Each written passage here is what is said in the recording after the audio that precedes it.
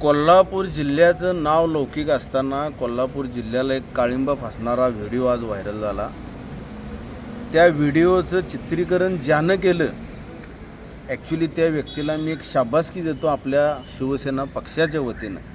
कारण जर हा व्हिडिओ व्हायरल झाला नसता तर ह्या शिक्षण संस्थेमध्ये जे काळाकुट्ट कारभार सुरू होता आहे ते उघडकीस आलं नसतं। ज्या विद्यार्थ्यांनी ठराविक विद्यार्थ्यांना मारहाण केलं त्या विद्यार्थ्यांना निलंबित केलं असा आम्हाला आता प्राचार्यांनी शब्द दिला।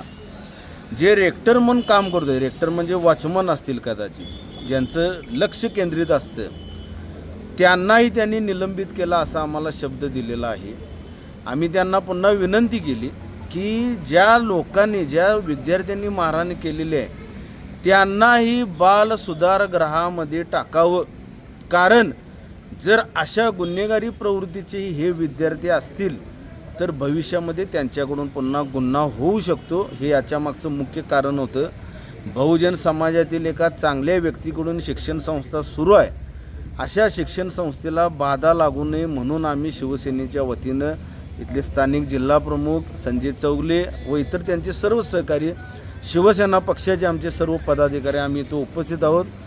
पोलीस प्रशासनाला आमची विनंती राहील पक्षाच्या वतीनं, ताबडतोब जर आम्हाला ह्या आठवडाभरात बाल सुधारगृहामध्ये ही विद्यार्थी आहेत की नाही हे जर समजलं नाही तर त्याचा परिणाम या शाळेवरती होणार, या शिक्षण संचालकांच्यावर होणार आणि जे कोण प्राचार्य उपस्थित आहेत त्यांच्यावर येणार। याची खबरदारी प्रशासनाने घ्यावी व पक्षास दोन्ही जिल्हा प्रमुखांना व पक्षाला दिलेलं वचन हे संस्थापक अध्यक्षांनी पाळावं।